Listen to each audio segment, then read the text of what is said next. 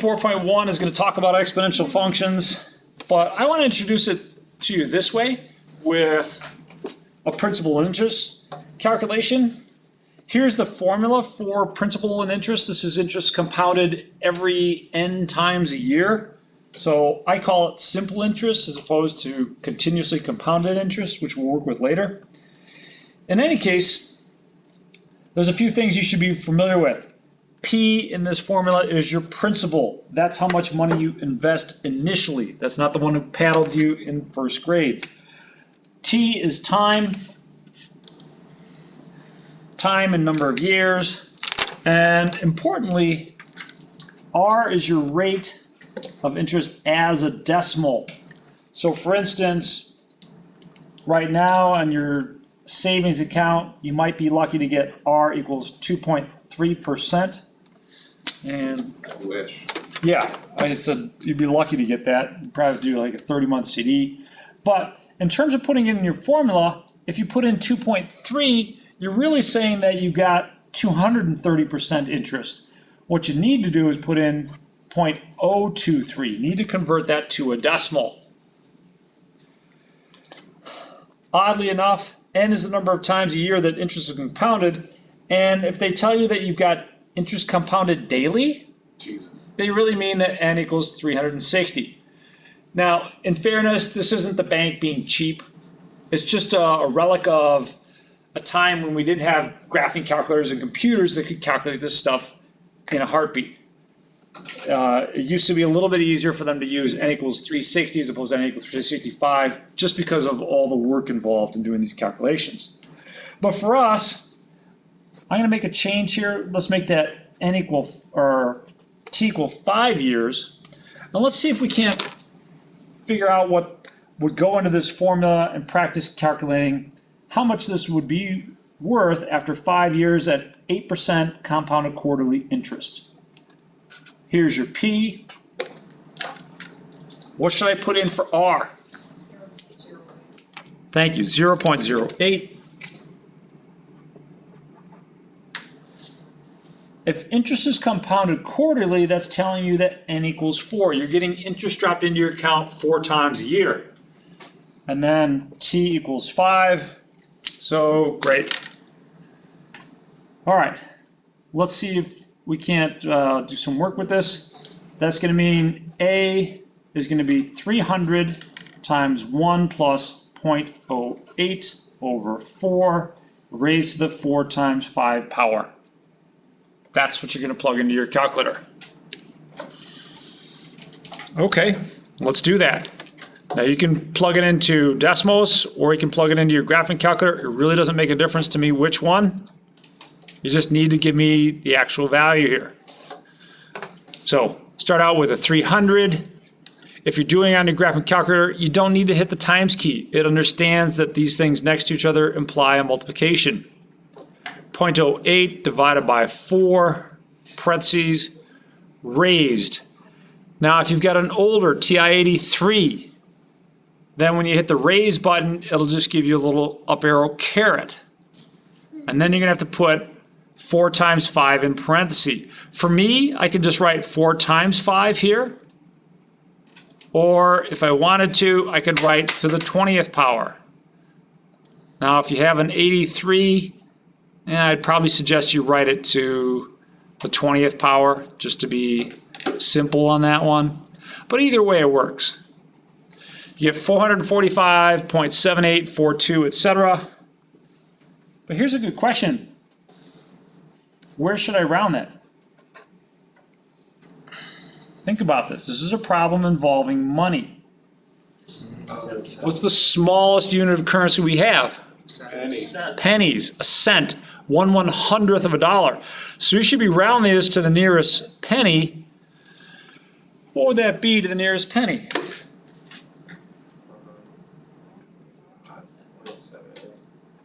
Yep, 0.78. There's an old movie called Office Space, and the premise of that movie was these guys hack into the computer system of a bank, and they're going to take this extra little bit of interest that gets thrown away from everybody's account and put it into their account, and they're going to get rich. course, you can kind of guess that things don't go according to plan, and the rest of it, I'll let you have to watch the movie. But it's entertaining. It's for a long time, it was kind of like a cult favorite. It had a real good following. In any case, this is an example of an exponential function. This is one very practical use of it, is calculating interest. If you wanted to try and do likewise with your credit card account, its statement, you could take your interest rate, N would be 12, assuming you're going to be compounding interest 12 times a year, and then T would be 1/12. So it'd be like 1/12 of a year. So if you want to do your statement, P would be your average monthly balance. In any case, let me move on. Let's talk about exponential functions a little bit more generally. And to that end, we're going to look at y equals b to the x. This is your general exponential function. B has to be greater than 0. That's the base. Now when it's greater than 1, then you're going to get a very characteristic shape of the graph of this function. So let's take a look at that characteristic shape. And that's all the way up here.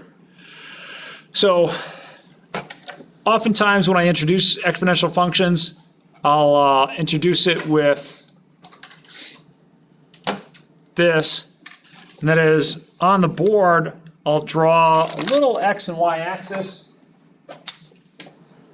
and I'll scale it. So 10, 20, 30, 40, 50. So that each unit is 1 centimeter.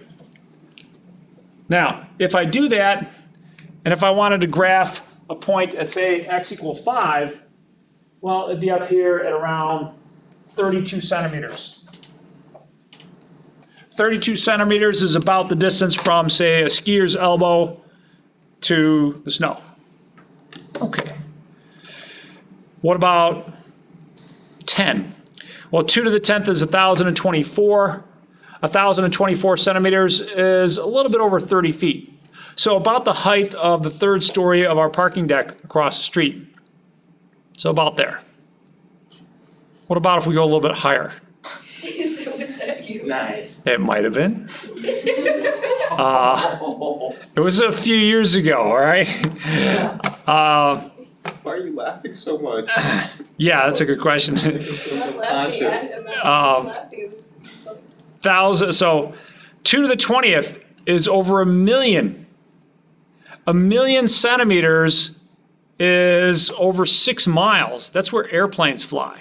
So in order to graph this point right here, I need to get in an airplane and fly over 6 miles high, 6.2 miles.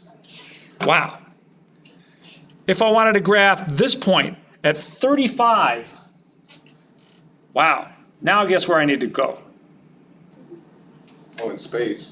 Yeah, Space. the moon. Oh. Oh boy. Yeah.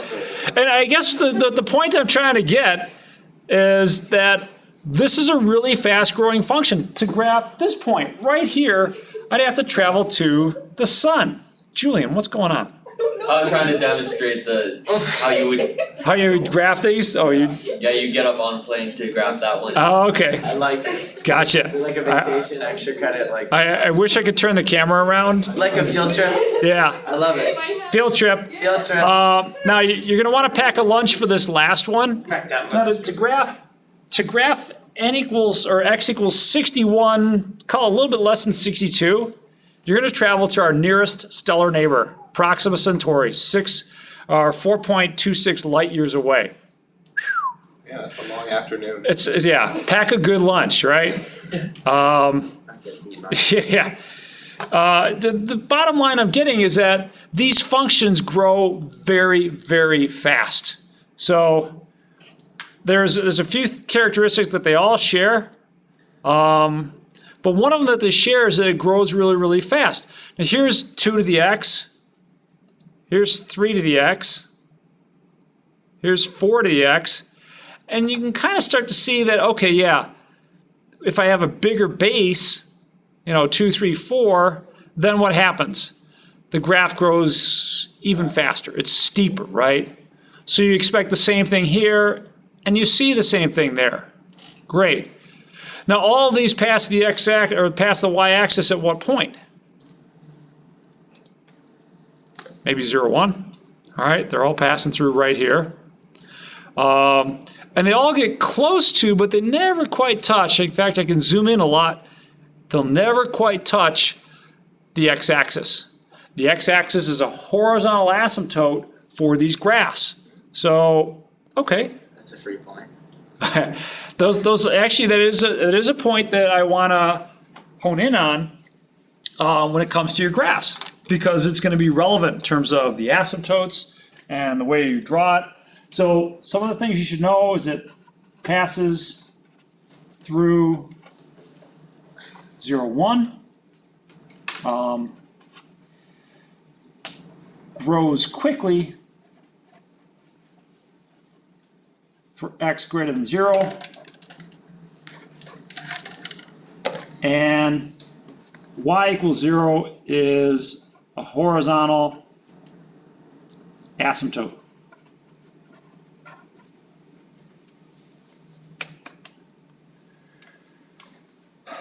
So those are a couple things you should know about the general shape of a graph like this.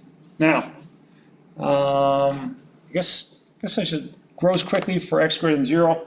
I should probably also put in one more little detail here. And that is for the values of the base have to be greater than 1. And of course, I don't have my my whiteout here today. But the base has to be greater than 1 in order for you to have that nice increasing function. If you don't, and I apologize, that is a 1 there, despite what it might look like. If you have a base that's between 0 and 1, then you're going to get a much different looking graph. So, in fact, we can kind of see that different looking graph. Let me shut off all this stuff right here. 2 to the negative x. What's going to happen if I graph 2 to the negative x as opposed to 2 to the x? Can anyone use what we've learned about shifting functions around to tell me how this graph should compare to this one? What's putting the negative here going to do to my graph?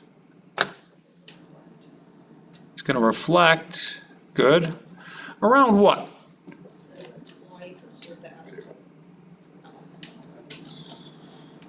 Where did it reflect around? Reflected around, yeah, good. And in more general terms, the y-axis. Just reflected around the y-axis. Okay. But notice that instead of increasing, this is decreasing. So it changed the nature of a function. So instead of having an increasing function, this is a decreasing function. Exponential decay happens all over the place. In particular, at some point, we'll talk about radioactive decay. But for now, all right, we've got a decreasing function. Great. Let's see if we can't figure that out. You're going to get this decreasing function if your base is between 0 and 1. If your base is greater than 1, you're going to get an increasing function. That's the point I'm trying to get at here. So let's look at example B. Now, if you follow along with the Desmos link that I gave you that's on D2L, you can find this as well. Let me shut these off. And I created this function 1/5 to the x plus 1. Well, we can kind of figure out some values here, and that's really all that g of x is asking you to do, at least initially, is to find some values. Plug in 1/2, plug in square root of 3, negative 2.5, negative 1.5, etc. You can do this off your graphing calculator. It's not stuff that you're going to do in your head. So, just to kind of review quickly how you do it on your graphing calculator. Let me clear out these functions.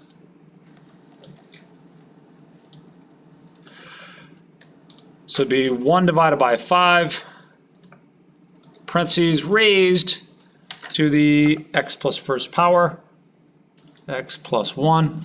If you've got an older 83, make sure you put that x plus 1 in parentheses. Assuming that your table setup is correct, and it should match this here, then you can go to your graph and just type in exactly what you need. Can you show the table setup one more time, please? Second and then window. Your table setup should be at independent should be set to ask, dependent should be set to auto. Welcome. So I want to type in g of 1/2, or let me just type in 0.5 here, because that works out good. Square root of 3. Now when I press the enter key, this square root of 3 is going to get replaced by 1.732, but that's okay. Nick? My table start is at 0. I saw yours at 1. Should it be at 1? It doesn't matter where you start. What matters is that independent should be set to ask, and then you can type in whatever values you want. I think the last two numbers that I need here are negative 2.5 and negative 1.5. So let me type in both of those. Negative 1.5. And there we go. Be careful that if you're asked to round, that you round these appropriately. I'm going to round these to the nearest third decimal point. So it's going to be 0.09, 0.089, 0.089. And then what else do we got? 0.012. 11.1. Now this is kind of curious. Is it 11.18 or what's going on here? If it's not giving you enough decimals, you can put the cursor over it, and on the bottom row of your calculator, you'll see all the decimals you could possibly want. Now in this case, it's 11.18. But if you're asked to round to the third decimal place, is that good enough? Yeah. I think WebAssign and your instructor might argue. All right. If you're asked to round to the third decimal place, there should be something there. Whether or not it's a 0, doesn't matter. Okay. Let's keep going. The last one is 2.236. 2.236. Beautiful.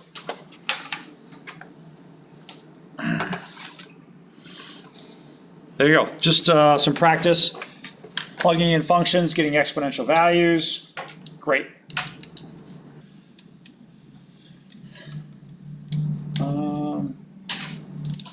Now, I'm going to go through and example C. I'm going to strike this one out because that one's, the second one and third one are actually the same. So I'm going to put in negative 2 to the x here. So we're going to try and match the graph of each of these with the equation. So like I said, I need to get rid of that 1 because it's not quite right. Let's start out with the easy one. The one that I've made you familiar with so far. Y equals 2 to the x.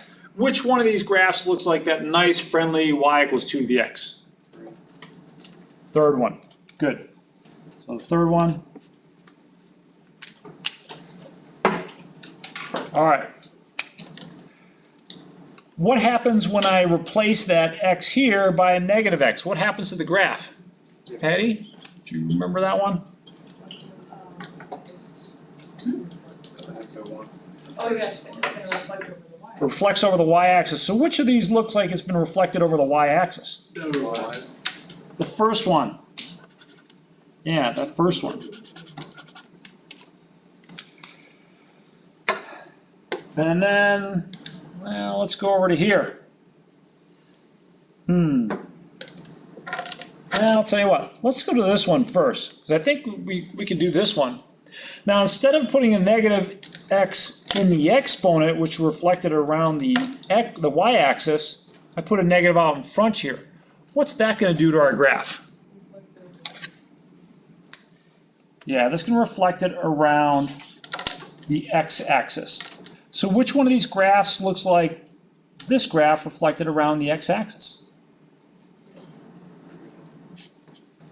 4.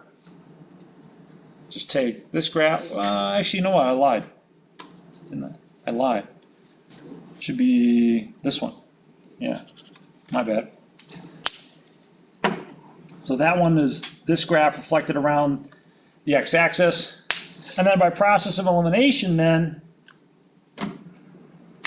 this graph has to be this one. Now what's going on here?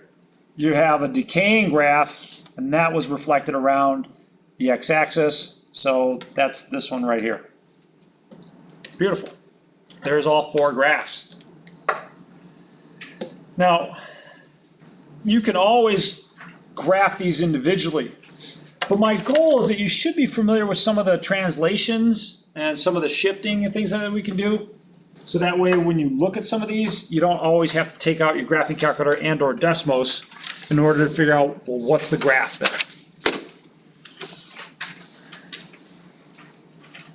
All right. Comments or questions on example C?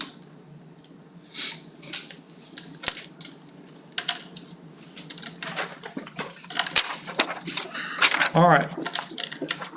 Let's practice some more of that with example D here. Let's see if we can't figure out, some things about how these graphs have been shifted compared to the graph of y equals 3 to the x. So we have y equals 3 to the x. How's a graph of this going to be shifted compared to the graph of y equals 3 to the x? We've got an x minus 4 there, the exponent. How's that going to affect the graph? Jacqueline? Which way is that going to shift? I'm not sure. Which way? I'm not sure. Someone want to help? The right. Right by 4. Cool. The negative x, we've seen that a couple times today. How's that going to affect the graph?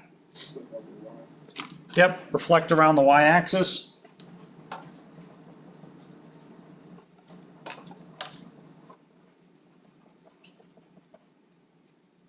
Okay. How about the negative in front there? Left over. Yep, reflect over the x-axis.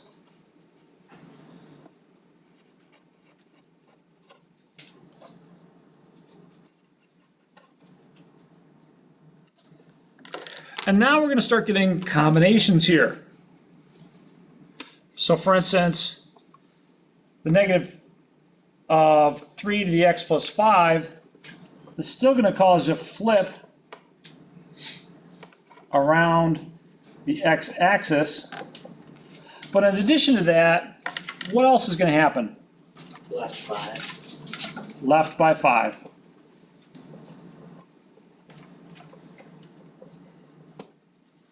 Nice. And let's kind of fast forward all the way down to the end here. Lots going on with this one. All right. Reflect around x-axis. Sydney, I think I heard you mention this one. What's the x minus 2 going to do? Right by 2. And then up 2. Well, let's take a look at those kind of maybe a term at a time here. And I'll do kind of a sequence of graphs here to show all the different shifting around that we can do on this. So I'll let you copy that for a second, and then I'm going to go back to Desmos. And I think I'll just open up a new one here. Actually, I get this one already up here, so we're good. We'll do that.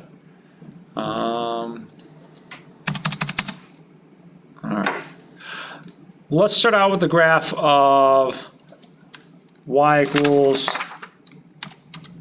3 to the x. All right, so there's your nice exponential function. It's an increasing function. Great. Then let's see, what else can we do? We can look at y equals 3 to the x minus 2. And I got to put that in parentheses. Desmos is a little bit fussy about that. Parentheses x minus 2.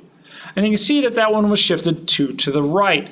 So you did have a point at 0, 1. Now you've got a point at 2 and 1. Okay. Then what? Y equals 3 to the x minus 2 plus 2. So that shifted the graph up by 2. So you just shifted up to 2.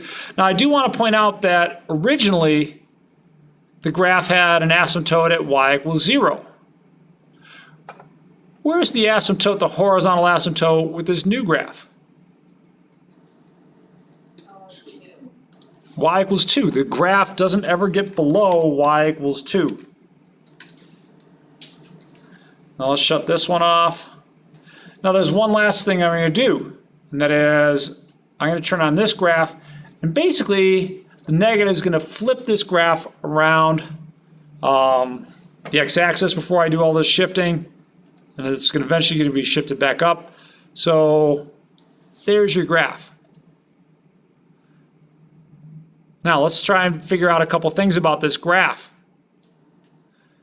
I want to know the domain and I want to know the range of this graph.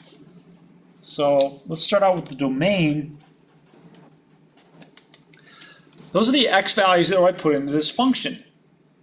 Is there any natural restriction on these? No. So you go ahead. Negative. Infinity to positive infinity, and the range is 2 to positive. Let's be careful about the range. So the range is going to be the lowest to the highest. So what's the lowest that this function gets to? What's towards the bottom? Negative infinity. All the way up to what? 2. Now does a graph ever actually touch 2, or does it just get really, really close to 2? You know, it's just baiting. Yeah, it's getting close to 2, but it's never actually going to touch 2. So its range would be negative infinity to 2. Bracket or parenthesis here? Parentheses. Parenthesis. Yep. Nice. Okay. All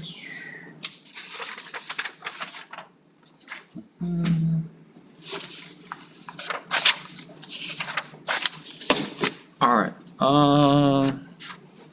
Some of these are just graphing problems, in which case you're gonna have to work on some of these yourself.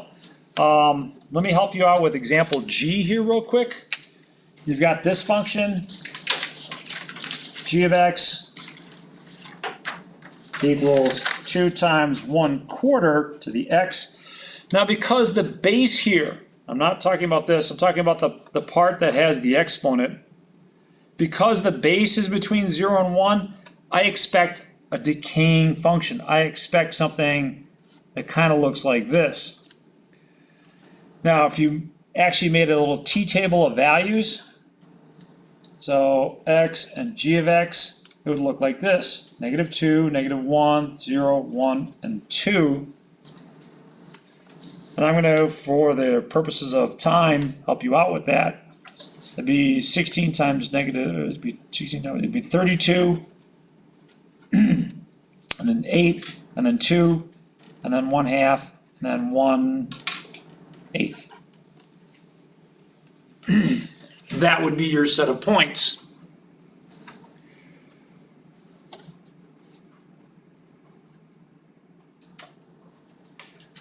Which graph looks like it could go with that set of points? You don't need to take out your graphing calculator, although you could. But which graph looks like a winner? Oh, A for sure. Let's start with this point right here. Negative 2 and positive 32. Oh. -2 and +32 is not there. Is it here? No. Is it here? No. Does it look like it could be here? Yes. Yeah. Ding, ding, ding, ding, ding. Winner. Winner, winner, chicken dinner. All right. There we go. Now, there is one last example that I want to do, and it's because it's going to force you to deal with scientific notation. And that's for example J.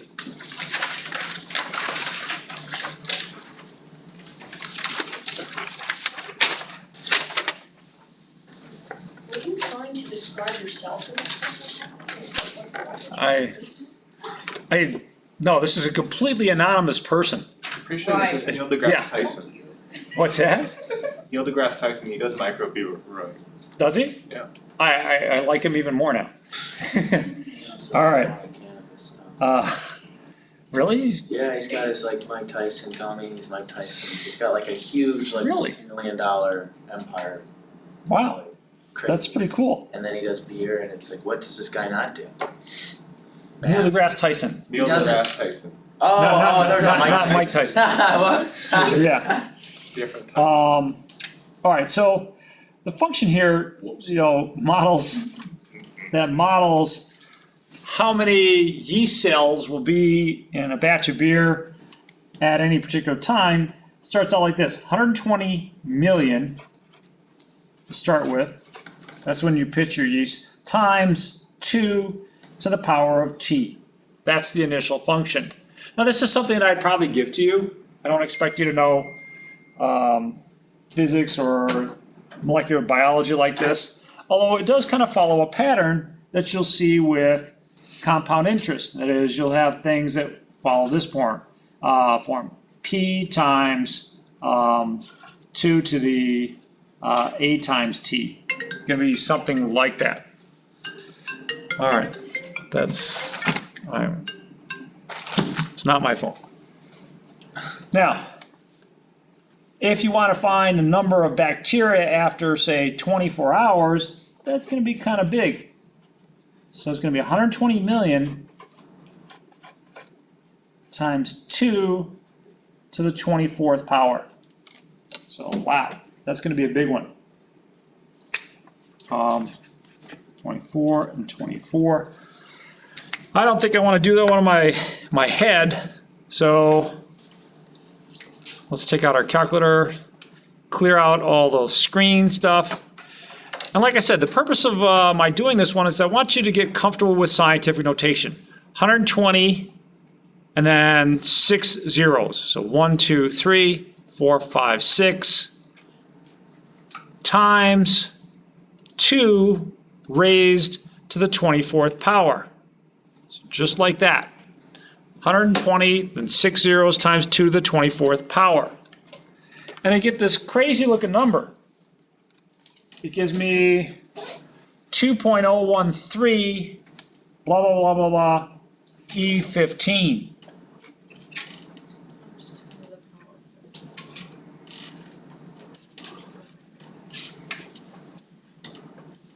So what that E15 represents to your calculator is it really means 2.01326 times 10 to the 15th power. All right, that's a pretty big number. You should be able to write that in regular decimal notation. So that's a 2, and then you've got to move this decimal 15 places. Are you going to move it to the right, or are you going to move it to the left? To the right. To the right. If you move it to the left, you're going to have a very, very, very small number of yeast cells to help digest your beer. All right, so move to the right, 0, 1, 3, 2, 6, 0, and then I need 9 more zeros. 1, 2, 3, 4, 5, 6, 7, 8, 9. So millions, billions, trillions, quadrillions. So about 2 quadrillion cells of yeast after 24 hours according to this formula. So not bad. But like I said, the point that I wanted to get at is I want you comfortable in doing that. You could do this on Desmos as well. There's nothing wrong with that. It's going to give you more or less the same thing. keep in mind that Desmos, amongst a lot of other things, is a graphing calculator. So I could type in 120, 1, 2, 3, 4, 5, 6 times 2 raised to the 24th, and it gives me more or less the same thing that my graphing calculator did. It's just that it doesn't use that E notation. Just to give the full number they calculated themselves, let's say like. I think I'd be happy with just the first few leading digits. I mean, if you give me the quadrillions and the 100 billions, the trillions, I don't really care about the millions at that point, so. All right, have a good one and see ya.